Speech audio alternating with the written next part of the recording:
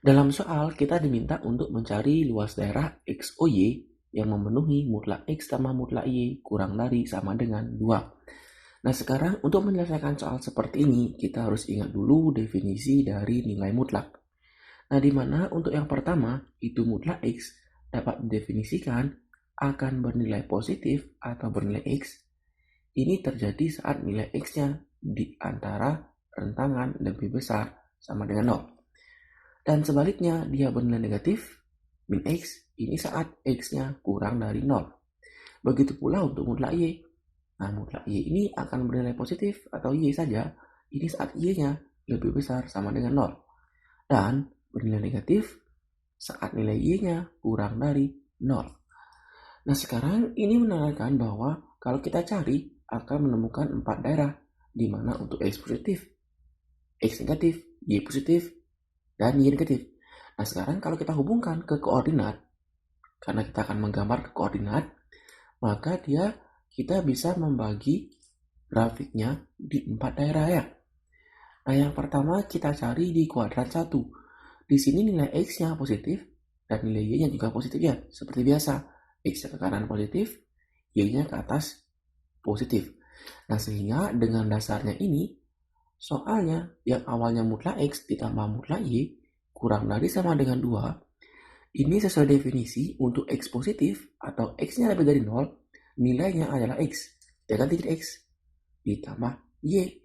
Nah, Y-nya untuk lebih dari 0 tetap juga Y kurang dari sama dengan 2. Nah, sekarang kalau kita cari tipotnya itu adalah seperti biasa ya. Kita cari tipot sumbu X dan tipot sumbu Y. Saat X-nya 0, maka kita ubah X-nya 0 jadinya 2. Dan saat Y 0, Y-nya 0, X-nya 2. Nah, sehingga di kuadran 1 dapat nih. Bentuk grafiknya adalah di 2,0 dan 0,2. Karena dia kurang dari tandanya ya, maka kita arsirnya ke bawah. Sesuai dengan titik uji. Nanti silakan diambil titik ujinya 0,0. Maka akan didapatkan 0 kurang dari sama dengan 2.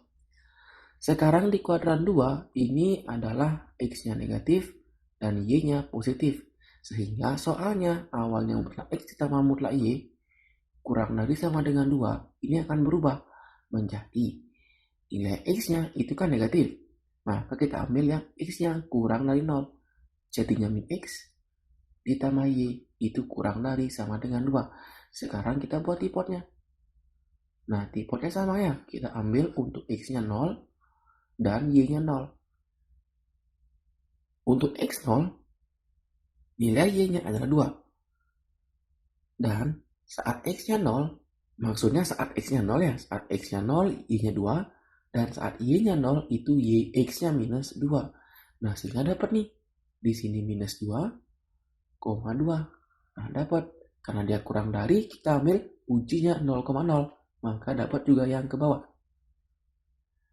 Nah, sekarang hal yang sama di kuadran 3.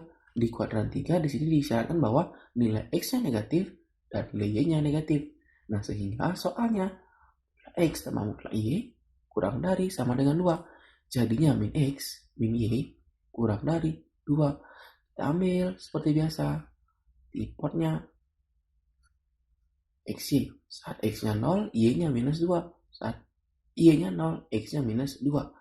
Jadi di sini ke bawah minus 2. Karena dia di sini kita ambil titik ujinya 0,0, maka dia pasti arsirannya ke atas. Dan yang terakhir di kuadran 4, di sini X-nya positif dan Y-nya negatif. Jadi soalnya itu mutlak X ditambah mutlak Y kurang dari sama dengan 2. Nah, sehingga di sini X-nya positif dan Y-nya negatif kurang dari sama dengan 2. Kita ambil titik uji atau tipot ya, XY. Saat X-nya 0, maka Y-nya minus 2. Dan saat Y-nya 0, X-nya 2. Sehingga dapat seperti pada gambar. Dan arsirannya ke atas. Nah, dalam soal kita diminta untuk mencari XOY. Nah, XOY ini biasanya O itu merupakan titik asal ya. Jadi kalau grafiknya ini yang di luar, yang pertama, kedua, ketiga, keempat, maka yang diminta adalah mencari daerah yang diarsir ya. Nah, sehingga mencari daerah yang diarsir itu sama saja dengan mencari luas segitiga. Kalau kita berikan nama X, O, X, Y, O, maka luasnya itu akan sama dengan 4 dikali L, X, O, Y. Nah, sehingga di sini 4 dikali setengah alas. Alasnya tadi kita dapatkan 2. Kali tinggi. Tingginya juga 2. Dibagi dengan 2. Sesuai luas segitiga ya.